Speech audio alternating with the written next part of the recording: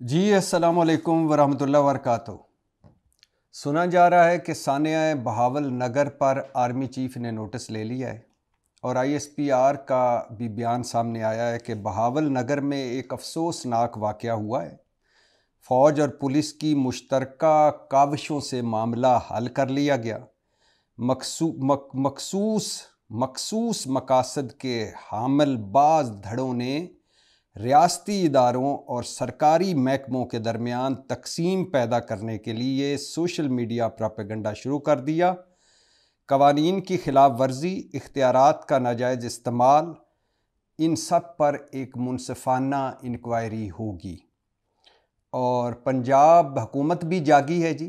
पंजाब हुकूमत ने कहा है कि महकमा दाखिला और सिक्योरिटी अदारों पर मुश्तमिल जॉइंट इंक्वायरी टीम तश्कील दे दी है।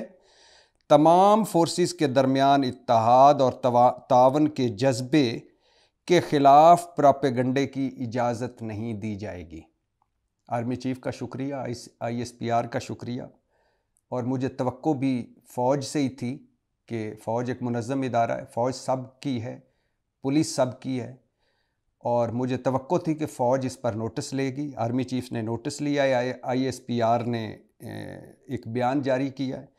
और पंजाब हुकूमत जो पता नहीं ईद की छुट्टियों पर थी या पता नहीं कहाँ थी, जब आर्मी चीफ ने नोटिस लिया, जब आईएसपीआर ने अपना रद्द अमल का इजहार किया या रद्द अमल दिया, तो उसके बाद पंजाब हुकूमत भी जागी।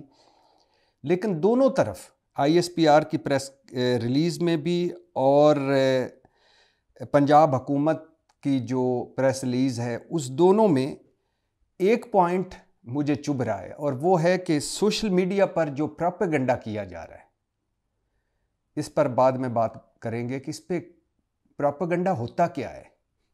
और प्रोपेगेंडा बिल्कुल नहीं होना चाहिए, झूठ बिल्कुल नहीं फैलाना चाहिए।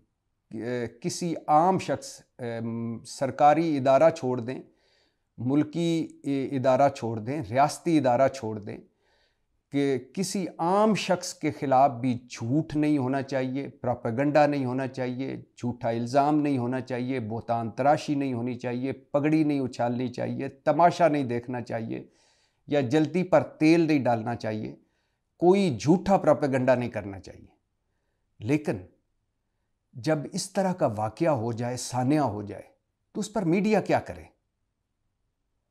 सो जाए, छुट्टी पे चला जाए, या कहे कि हमें पता ही नहीं है, या कहे कि सब अच्छा है? इस पर बाद में बात करते हैं।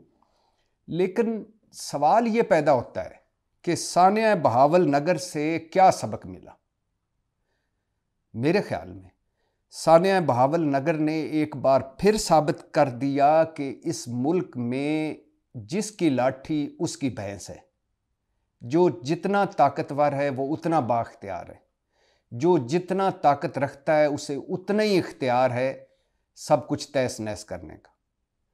सानिया बहावल नगर ने एक बार फिर साबित कर दिया है कि पुलिस जुल्म करती है, जालिम है, गरीबों, लाचारों, बेबसों, बेकसों के खिलाफ, और पुलिस हलाकू खान है गरीबों के खिलाफ जिनकी कोई सुनवाई नहीं।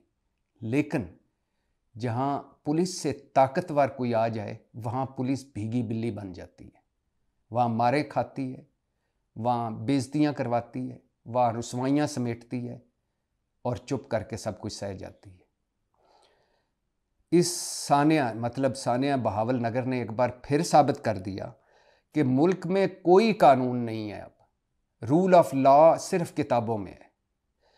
और सानिया बहावल नगर ने एक बार फिर साबित कर दिया कि आर्मी चीफ ने तो नोटिस ले लिया, लेकिन हमारे चीफ जस्टिस साहब, जो पाकिस्तान के चीफ जस्टिस हैं, सुप्रीम कोर्ट के चीफ जस्टिस हैं, फ़ायज़ ईसा काज़ी साहब, और जो मुतलका चीफ जस्टिस हैं, लाहौर हाई कोर्ट के चीफ जस्टिस साहब, वो सब छुट्टियों पर थे।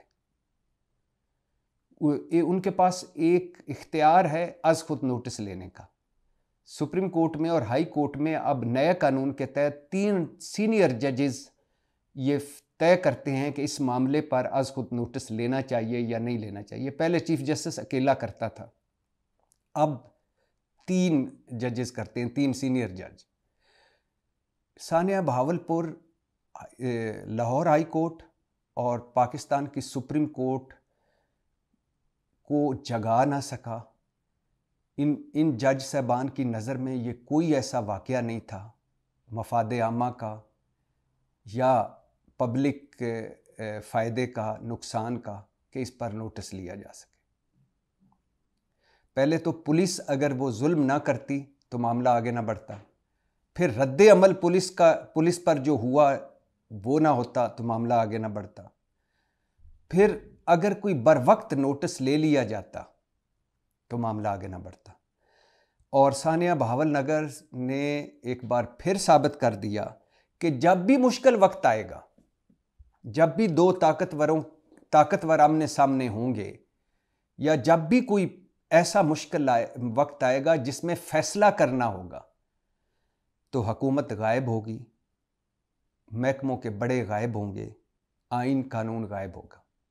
सानिया बहावल नगर पर मरियम नवाज साहबा चुप और आईजी साहब चुप, चौथे पांचवें रोज़ जा कहीं जागे हैं और हल्के फुल्की ढोलकी पर बयानात जारी कर रहे हैं। मुझे याद आ रहा है कि अमेरिकी अखबार है वॉल स्ट्रीट जर्नल, उसने एक स्टोरी छापी, और अमेरिका में कोई ऐसे नहीं है कि बिना सबूत के कोई स्टोरी छाप दे। हमारे मीडिया में तो है ना कि जो अल्हम्दुलिल्लाह सच झूठ है जो भी है वो इलेक्ट्रॉनिक मीडिया में भी आ जाता है, प्रिंट मीडिया में भी आ जाता है, बाद में उसकी तरदीदें भी आती हैं, बाद में उसकी तस्दीकें भी आती हैं, बाद में अगर कोई हद के इज़्ज़त का दावा कर दे तो वो सालों साल। मगरब, बरतानिया, अमेरिका, यूरोप में ऐसा नहीं है। वहाँ वॉल स्ट्रीट जर्नल ने एक स्टोरी छापी कि पूरी दुनिया में रा का नेटवर्क है और रा को पूरी दुनिया में कत्लो गारत का लाइसेंस दिया हुआ है भारतीय हुकूमत ने। एक ये स्टोरी। एक गार्डियन की स्टोरी बाद में आई कि जिसकी बाद में भारतीय हुकूमत ने भी तस्दीक की, और राजनाथ सिंह जो भारतीय वज़ीर दिफा है उसने भी उस पर फ़ख्र का इज़हार किया। वो स्टोरी ये थी कि रा ने पाकिस्तान में 20 लोगों को कत्ल कराया। पाकिस्तान में थे वो और 20 लोगों को कत्ल करवाया। वैसे तो बलूचिस्तान देख ले, बजरिया ईरान बलूचिस्तान में जो कुछ भारत कर रहा है वो हमारे सामने है। आला हज़रत कुलभूषण यादव अभी भी हमारे कब्ज़े में, और ये दुनिया की हिस्ट्री में इतने बड़ा ओहदेदार कोई किसी दूसरे मुल्क की एजेंसी का, खुफिया एजेंसी का, ये पहले पकड़े गए हैं लेकिन मौजूद हैं। इधर बजरिया अफ़गानिस्तान केपी में जो कुछ भारत कर रहा है वो देख लें। और अजीत डोल जो अब नरेंद्र मोदी के एडवाइज़र हैं, रा के हेड रह चुके हैं, वो खुद बता चुके हैं कि वो भेस बदल कर पाकिस्तान में कई साल रहे और कई कारनामे उन्होंने इधर अंजाम दिए, खैबर से कराची तक। लेकिन इस सारे वॉल स्ट्रीट जर्नल की रिपोर्ट पर, गार्डियन की रिपोर्ट पर और भारतीय वज़ीर दिफा की बयान पर कि हाँ हमने बंदे मरवाए हैं 20 बंदे, और हम अब दोबारा दुश्मन को उसके मुल्क में घुसकर मारेंगे। एक हमारे वज़ीर दिफा होते हैं ख्वाजा आसफ साहब, जो खैर से मुबैना तौर पर हारे हुए हैं रेहाना डार के साथ, और जो मुल्क के अंदर अपनी मुखालिफ सियासी जमातों के लिए गब्बर बने हुए हैं, चुप करके सो जा वरना गब्बर आ जाएगा। उन्होंने एक जुगतों भरा ट्वीट किया, इसके अलावा कोई हिलजुल नहीं हुई। दफ्तर खारजा का बयान और एक आध प्रेस कॉन्फ्रेंस। एक टीवी शो में मुझसे पूछा गया कि ये क्यों चुप है, हुकूमत उस पर उतना रद्द अमल क्यों नहीं दे रही, कि अमरीकी अखबार कह रहा है कि भारत को ये इजाज़त है कि रा को कि वो जहाँ चाहे कत्लो गारत कर दे। बरतानवी अखबार कह रहा है कि भारत ने पाकिस्तान में 20 बंदे मरवाए हैं। इसके बाद जस्टिन ट्रूडर कह रहा है कि सिख मरवा रहा है भारत रा के ज़रिए इधर कनाडा में। अमेरिका रो रहा है कि हमारे यहाँ भी दहशतगर्दी हो रही है, भारत करवा रहा है। यूरोप कह रहा है कि भारत का रा जो है वो दहशतगर्द है। यूएई में बैठा हुआ है वो जो एक भारत का सेल है, कायम है, या जहाँ से वो पाकिस्तान में ऑपरेट करते हैं। तो पाकिस्तानी हुकूमत क्यों नहीं रद्द अमल दे रही?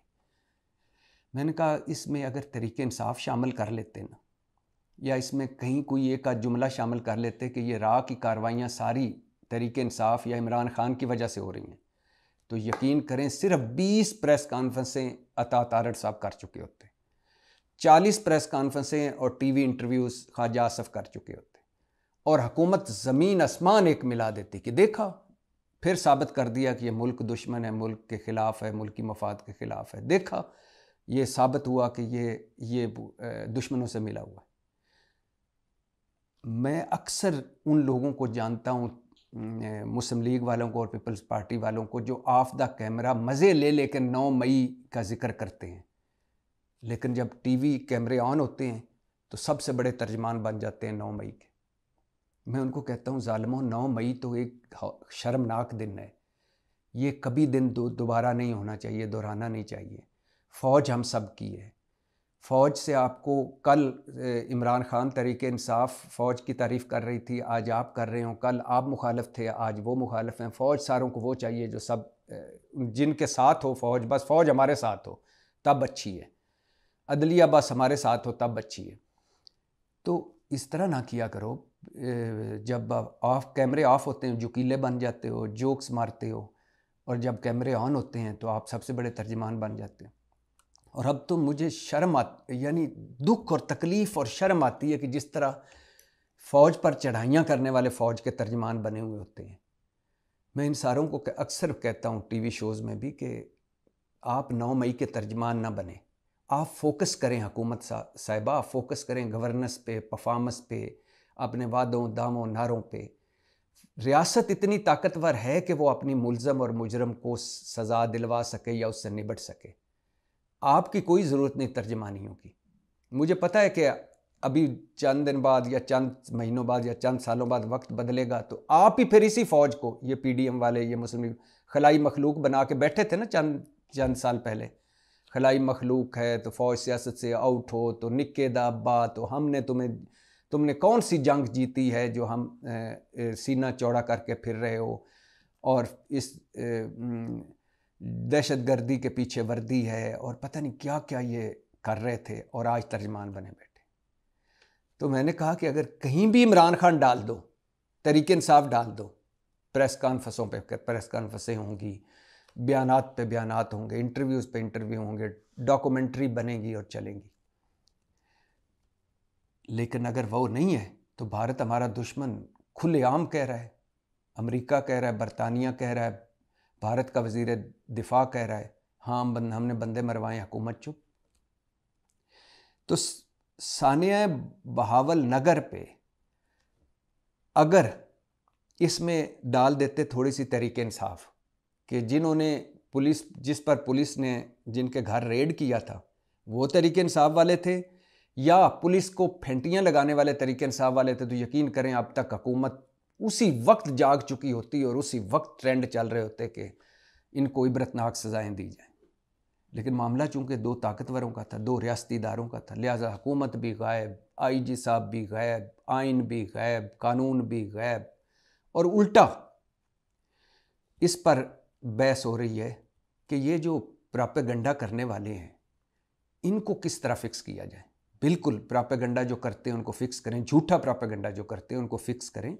बिल्कुल, जो झूठ बोलते हैं, जो आप समझते हैं कि ये इनकी गुफ्तगू से दो इदारे आपस में लड़ पड़ेंगे, अगर गुफ्तगू से इदारे लड़ पड़ते हैं आपस में तो फिर अल्लाह ही हाफ़िज़ है इस मुल्क का, इस कानून का, कि अगर किसी की गुफ्तगू से इदारे लड़ पड़ते हैं। लेकिन मुझे बताए कि ये सानिया बहावल नगर होना चाहिए था। ऐसा कभी होता है किसी मुहज़्ज़ब मुआशरे में, किसी जमहूरी मुआशरे में, किसी आइन कानून असूल और मंतक वाले मुआशरे में?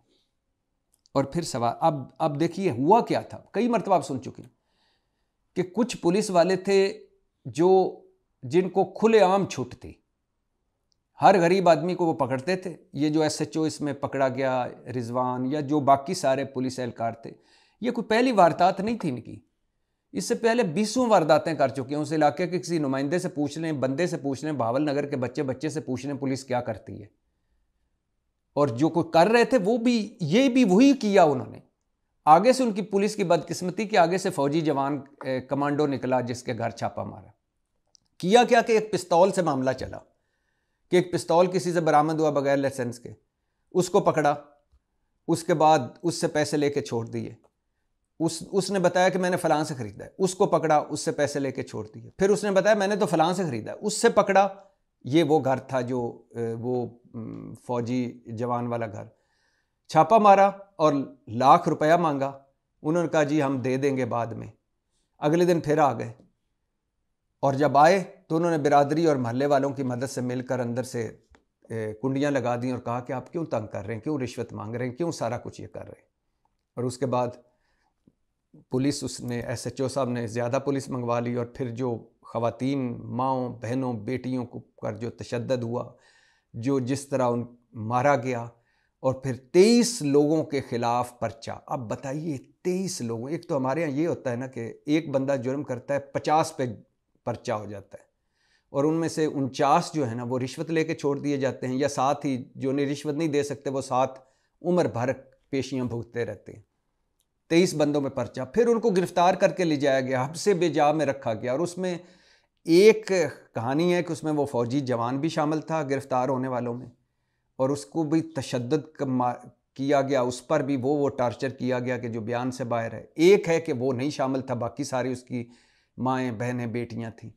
और फिर उसके बाद जब वो कोर्ट अदालत तक भी पहुँचे, कुछ ना हुआ। फिर किसी ना किसी तरह फ़ौज को पता चला, और फिर फ़ौज ने जो किया वो आपके सामने है। तो अब क्या कहा जाए, इस पे क्या मीडिया करे? अब इस सानिया बावल नगर का सवाल 5 है मेरे। क्या इस तरह का वाकया सानिया पहली दफ़ा हुआ है?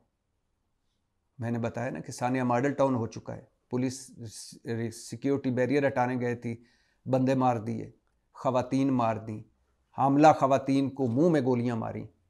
अगर वहाँ किसी फ़ौजी जवान की कोई माँ या बेटी या बहन मरती तो मेरा ख्याल है पुलिस को वहीं सबक मिल जाता, लेकिन वो वहाँ सारे गरीब थे। और आज उल्टा मज़े की बात सुनिए, उस सानिया मॉडल टाउन को साल गुजर गए हैं, और उसके बाद खैर से उन पे भी मुकदमे हैं, जिनके मरे हैं, कत्ल हुए हैं, उन पे भी मुकदमे हैं, वो भी पेशियाँ भुगत रहे हैं, वो भी। और कुछ भी नहीं, वो एक इंक्वायरी रिपोर्ट आई, एक जुडिशल इंक्वायरी रिपोर्ट आई, उस पर कई लोगों ने सियासत की, जलसे जुलूस हुए, कुछ हासिल वसूल नहीं हुआ।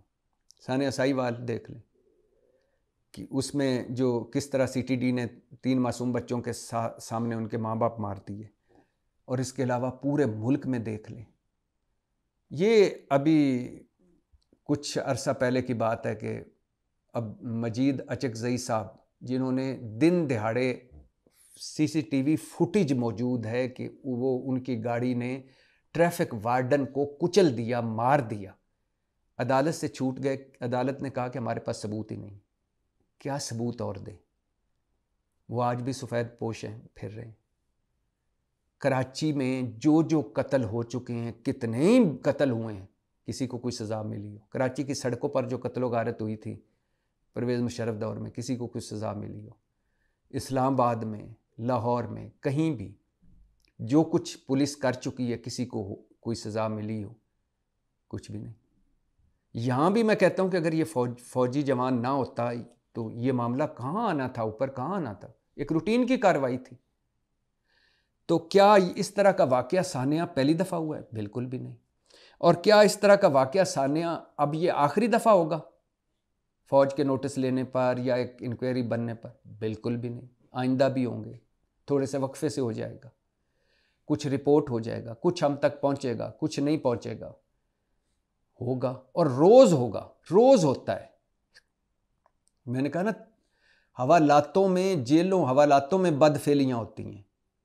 जेलों हवालातों में पुलिस वाले ज़्यादती करते हैं, जिनसी ज़्यादती करते हैं, और ये जो बाकी टॉर्चर करना, ये तो छोड़ दीजिए ना। अच्छा, क्या सारा कसूर मीडिया का ही है इसमें? यानी पुलिस ने जो कुछ किया वो भी ठीक था, जो कुछ फ़ौज ने उसका रद्द-ए-अमल दिया वो भी ठीक था, जो कुछ बाद में दोनों ने मिल मिला के सुलह कर ली वो भी ठीक था, कसूरवार सारा मीडिया ही है। और क्या इस वाक़ये या सानिया पर मीडिया को क्या करना चाहिए था? रिपोर्ट करना चाहिए था, बताना चाहिए था कि किसका कसूर है, पूरा वाक़या बताना चाहिए था, या चुप रहना चाहिए था? मैंने कहा ना, झूठा प्रोपेगेंडा नहीं होना चाहिए, झूठ बोतानबाजी, इल्ज़ाम तराशी नहीं होनी चाहिए। लेकिन क्या इस पे चुप चुपीते बैठ जाते कि ये जी हमारे 2 बड़े मुकद्दस रियासती इदारे हैं, इन्होंने जो कुछ किया ठीक किया? और क्या इस नोटिस या इंक्वायरी का कोई नतीजा निकलेगा? बिल्कुल भी नहीं निकलेगा। माज़रत के साथ कोई अनहोनी हो जाए, कोई मोजज़ा हो जाए, इस बार कोई नतीजा निकल जाए तो कुछ भी नहीं निकलेगा। कहीं भी किसी भी जगह जालिमों को, मुजरमों को सज़ा मिल जाए तो आगे वाक़या नहीं होता, आगे सानिया नहीं होता। लेकिन चूंकि यहाँ दहशतगर्दी के एक बंदे ने जीएचक्यू पर हमला किया था और जीएचक्यू में अफसर शहीद हो गए थे, जब वो पकड़ा गया तो पता चला कि ये तीसरी मर्तबा छूट कर इसने जीएचक्यू पर हमला किया है, टीटीपी का था। तो वो 3 दफ़ा गिरफ्तार हुआ, 3 दफ़ा छूटा और फिर चौथी दफ़ा फिर गिरफ्तार हुआ। मुफ्ती अब्दुल शकूर थे, ये मजहबी अमूर के वज़ीर थे PDM 1 में। पिछले रमज़ान में ये इस्लामाबाद के होटल से इफ्तारी करके निकले तो सड़क पर आए और इनको आके तेज़ रफ्तार वो कैरी डब्बा या वो जो पिकअप होती है उसने आके मारा और मुफ्ती साहब मौके पे, जो गाड़ी ड्राइव कर रहे थे, वो मौके पे फौत हो गए। जब उस कैरी डब्बे वाले को पकड़ा, पता चला कि वो 13 मरतबा तेज़ रफ्तारी में उसको पकड़ा गया है और 13 मरतबा उसे छोड़ा गया है। कभी 150 रुपये जुर्माना करके, कभी 200 रुपये जुर्माना करके, कभी 500 रुपये जुर्माना करके, और 14वीं मरतबा उसने तेज़ रफ्तारी में आके गाड़ी मारी और एक वज़ीर छोड़ें, एक इंसानी जान ले गया वो।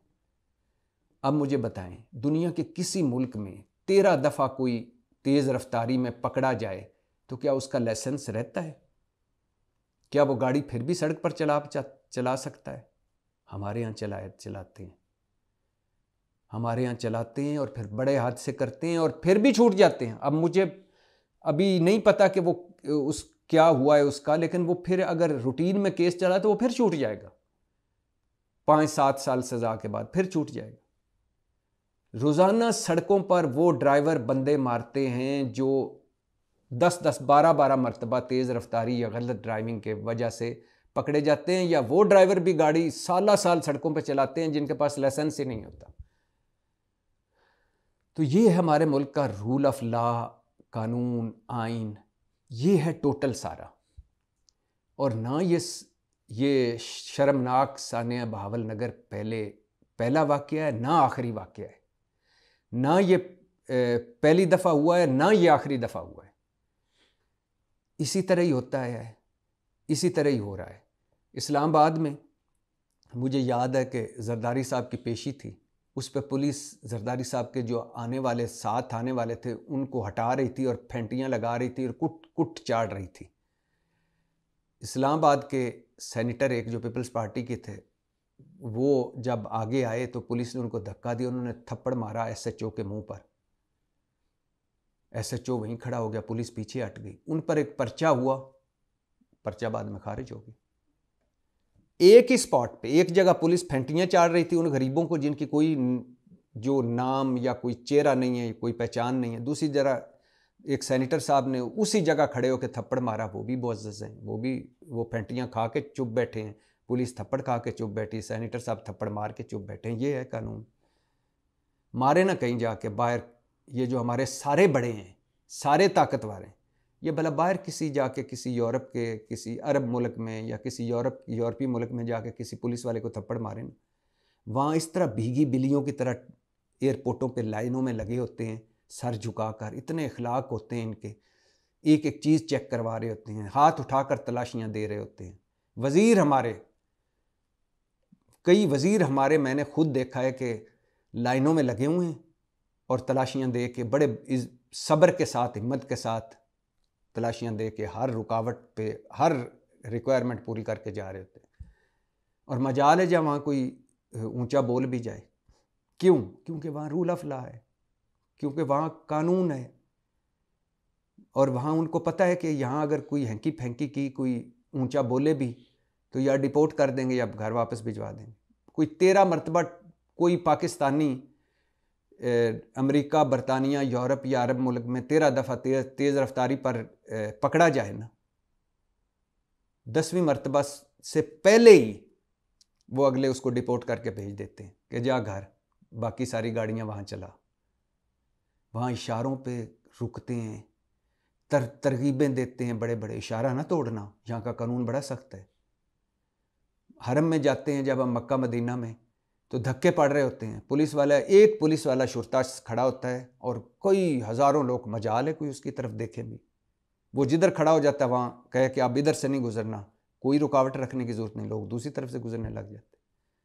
हमारे यहाँ इधर आप देखें एयरपोर्ट पे हर लल्लू पंजू का प्रोटोकॉल है, हर ऐरे गहरे को वीआईपी ट्रीटमेंट चाहिए, और हर नौकर चाकर जो होता है वो गालियाँ देता, कानून तोड़ता, सीना फुलाकर चलता नज़र आता है।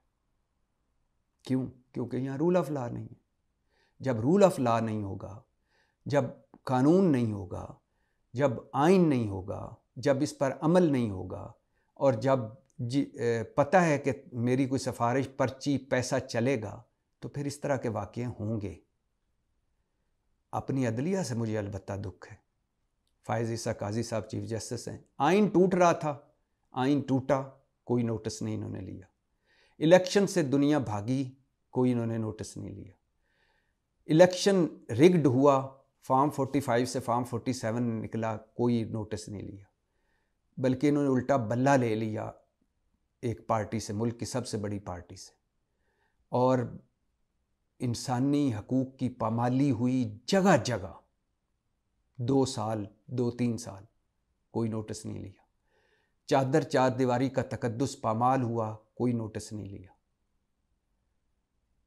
और हर जगह माएँ, बहनें, बेटियों पर क्या कुछ नहीं हुआ। मैं पाकिस्तान तहरीक इंसाफ के उस उमर डार का एक किसी जो यूट्यूब चैनल है उनको इंटरव्यू देख रहा था और रोना आ गया, खुदा की कसम मुझे। वो रोते रोते हिचकियों के साथ बता रहा था कि मेरी बीवी ने मुझे एक तस्वीर भेजी व्हाट्सएप पर, पुलिस ने उसको इतना मारा हुआ था कि उसके पूरे जिस्म पर निशान थे।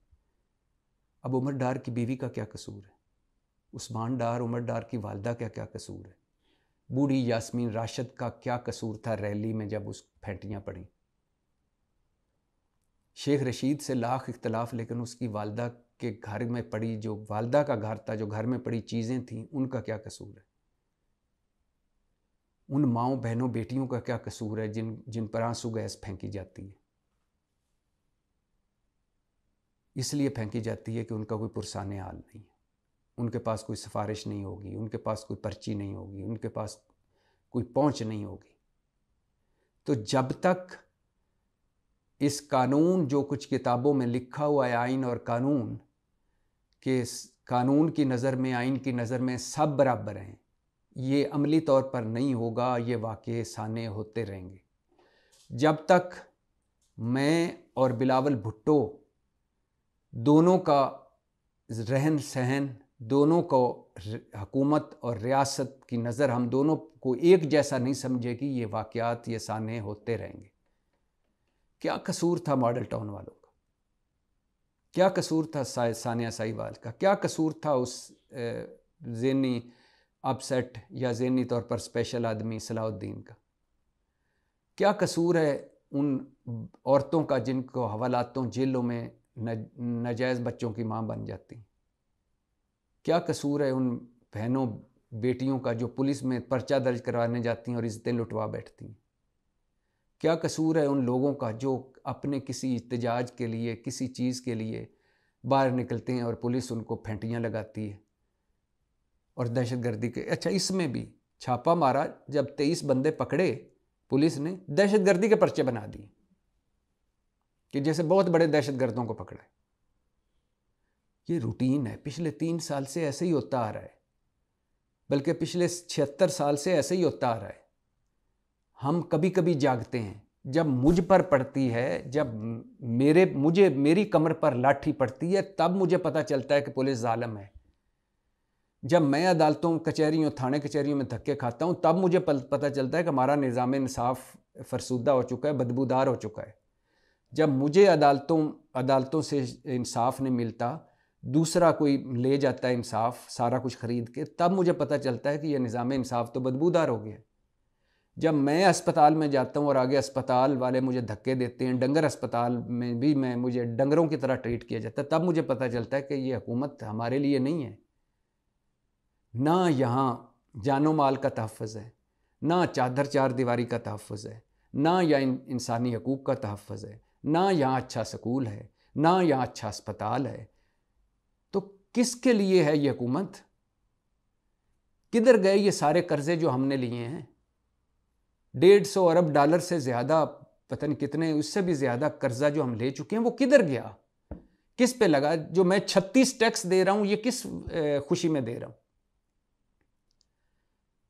पुलिस का बंदा रिटायर होता है, उसको पेंशन मिलती है। रेलवे का रिटायर होता है, उसको पेंशन मिलती है। एयरफोर्स, नेवी, फौज का बंदा रिटायर होता है, फौज अपने बंदों को प्रोटेक्ट करती है, हिफाजत करती है, उसकी मेडिकल फ्री, उसका पेंशन होती है, उसको कोई मुश्किल हो तो उसके साथ महकमा खड़ा होता है। लेकिन ये बाकी जो चंपू चुमार हम हैं, हम क्या करें? हम सिर्फ टैक्स देने के लिए, ये मुल्क तुम्हारा है, हम खा मखा इसमें। तो हम किसके लिए, किस खेत की मूली हैं? हमें पुलिस भी आके मारती है, हमें रेंजर वाले भी मारते हैं, हमें सीटीडी वाले भी कुट चढ़ाते हैं, हमें अस्पतालों में भी धक्के पड़ते हैं, हमारे स्कूल में भी हमें कोई नहीं घुसने, अच्छे स्कूल में घुसने देता। हम बिजली के बिल हम नहीं भर पाते, गैस के बिल हम नहीं दे पाते, लोड शेडिंग हमारे घरों में होती है, किचन का खर्चा चलाने के लिए हमें मुसीबत पड़ी होती है। ये कैसा पाकिस्तान था कायदे आज़म का, और कहां पहुंच गए? तो जब तक आप कोर को सही नहीं करेंगे, बीमारी की जड़ तक नहीं पहुंचेंगे, उस वक्त तक आप किस किस के खिलाफ कार्रवाई करेंगे? सोशल मीडिया बंद कर दे, आज बंद कर दें, क्या आप इसके बाद मसाइल हल हो जाएंगे? अगर तो आप चाहते हैं कि मसाइल को कोई उजागर ही ना करे, ये तो ठीक है कि आप कहते हैं कि कोई तकसीम पैदा ना करे, वो गलत है, कोई नफरत पैदा ना करे, वो गलत है, इदारे सारों के लिए मुकद्दम हैं, ये सारे इदारे हमारे हैं, ये तमाम तर खामियों के बावजूद अदलिया हमारी है, ये सब कुछ हमारा है। लेकिन अगर कोई हाईलाइट भी ना करे किसी के ये फैसला गलत हुआ है, अगर कोई हाईलाइट भी ना करे कि ये पुलिस ने जुल्म किया है, या पुलिस के साथ जो कुछ हुआ है वो गलत हुआ है, या ये नहीं होना चाहिए, तो उस पर अब सारा कसूरवार मीडिया नहीं है। पता करें कि सानिया भावल नगर, किसी को पता था ईद की छुट्टियों में कि भावल नगर भी कोई शहर है, वहां एक पहले कुछ प्रोपेगेंडा चल रहा था, वाकया हुआ तो उस पर चला ना। तो रूल ऑफ लॉ, इंसानी हकूक, चादर चार दीवारी, मुसावात, इंसाफ 25 करोड़ के लिए इकट्ठा करें। हुकूमत रियासत एक नज़र से हमें देखे, हम पाकिस्तानी हैं यार, इसके लिए जान भी कुर्बान है। ये शहीदों और गाजियों की फ़ौज सब की फ़ौज है। ये पुलिस जिसने इतनी कुर्बानियां दी हैं, ये सब की पुलिस है। ये जो हम कोई तरीके इंसाफ में है, कोई मुस्लिम लीग नून में है, कोई पीपल्स पार्टी में है, पसंद नापसंद सारों की होती है, लेकिन ये सारे पाकिस्तानी हैं। और ये इस पाकिस्तान में रहने वाले कोई शिया, कोई सुन्नी, कोई वहाबी, कोई देवबंदी, कोई बरेलवी है, ये सारे के सारे, इवन हिंदू, सिख, ये सारे पाकिस्तानी हैं। आप तकसीम और नफरत पैदा ना करें, आप बुराई तक पहुंचें। ये आज आप दबा लेंगे, आज आप चुप करा लेंगे, एक और सानिया भावल नगर हो गया तो फिर वहीं से शुरू करेंगे। कसूरवार को इबरतनाक सजा जब तक नहीं मिलेगी, पुलिस जब तक पुलिस गर्दी से बाज नहीं आएगी, ताकतवर जब तक अपनी ताकत का इस्तेमाल से बाज नहीं आएगा, तब तक कुछ नहीं होगा। दुख और तकलीफ दे है जो कुछ हुआ है बहावल नगर में, लेकिन ज़्यादा मुझे इसलिए दुख और तकलीफ नहीं है कि ये मैं रोज़ देखता हूँ, हर गली हर मोहल्ले में देखता हूँ। वही पुलिस जो एक को फेंटियाँ लगा रही होती है, आज दूसरे के आगे भीगी बिल्ली बन के खड़ी गालियाँ खा रही होती है, थप्पड़ खा रही होती है, डंडे खा रही होती है, सोटे खा रही होती है। जो कुछ पुलिस ने वहाँ किया वो भी गलत, जो कुछ वहाँ पुलिस के साथ हुआ वो भी गलत, और जो कुछ बाद में मिट्टी पाओ ये प्रोग्राम है वो भी गलत है। मामले की तह तक पहुँचें, जिन जिन का कसूर है उनको सजाएं दें, और रूल ऑफ लॉ इस मुल्क में कुछ भी बाकी नहीं रहा यार। बदतरीन मुआशी बुरान, बदतरीन सियासी बुरान, दहशतगर्दी की नई लहर, नफरत और तकसीम, और ऊपर से महंगाई, बेरोज़गारी, गुर्बत, ऊपर से हबस और घुटन, ऊपर से जबर, ऊपर से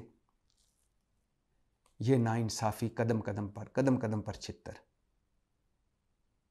कुछ खौफ खुदा करें, इस मुल्क और इस कौम पर रहम करें। यकीन करें, जितने भी इस मुल्क के बड़े चौधरी हैं, किसी और मुल्क में चले जाएं, कोई पहचानेगा नहीं, सलाम नहीं लेगा। वहाँ वो 3rd रेटेड या 4th रेटेड शहरी होंगे। ये सारी चुदराहटें, सारी बड़ापन, सारी वडेरापन, सारे नाम मकाम इस मुल्क की वजह से हैं। इस मुल्क के लिए ही इस मुल्क का कुछ ख्याल कर लें और इस मुल्क पर रहम करें। पाकिस्तान जिंदाबाद।